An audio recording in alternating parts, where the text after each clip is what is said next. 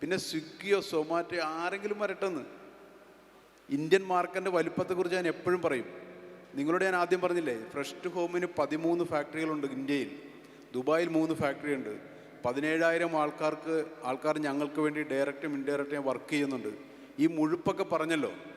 നാളെ രാവിലെ ഇന്ത്യൻ ജനസംഖ്യയുടെ 1%, 99% മാറ്റി വെച്ചോ, 1%, അതായത് 1,40,00,000 ആൾക്കാർ ഞങ്ങളോട് പറയുകയാണ്, ഞങ്ങൾ ഇനി മുതൽ ഫ്രഷ് ടു ഹോമിൽ നിന്ന് മീനും മീറ്റും കഴിക്കൂ എന്ന് പറഞ്ഞാൽ സപ്ലൈ ചെയ്യാൻ ഞങ്ങളെക്കൊണ്ട് പറ്റുമെന്ന് നിങ്ങൾക്ക് തോന്നുന്നുണ്ടാവും, പക്ഷെ പറ്റില്ല എന്ന് സത്യം എനിക്കറിയാം.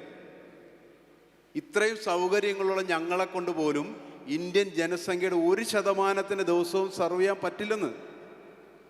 അത്രയും വലിയ മാർക്കറ്റാണ് എൻ്റെയും നിങ്ങളുടെ മുമ്പിൽ കിടക്കുന്നത്. ഞാനും നിങ്ങളും അത് ഉപയോഗിക്കാത്തതുകൊണ്ടാണ് അതേ ആപ്പിളും കിയായും ഹുണ്ടായിയൊക്കെ ഇവിടെ വന്ന് അടിച്ചുകൊണ്ട് പോണത്.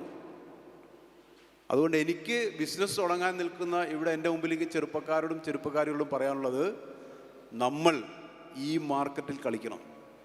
ഈ മാർക്കറ്റ് വേറൊരാൾക്ക് വിട്ടുകൊടുക്കാൻ നമ്മൾ തയ്യാറാകരുത്. മീനോ മീറ്റോ തീപ്പട്ടിയോ എന്തും,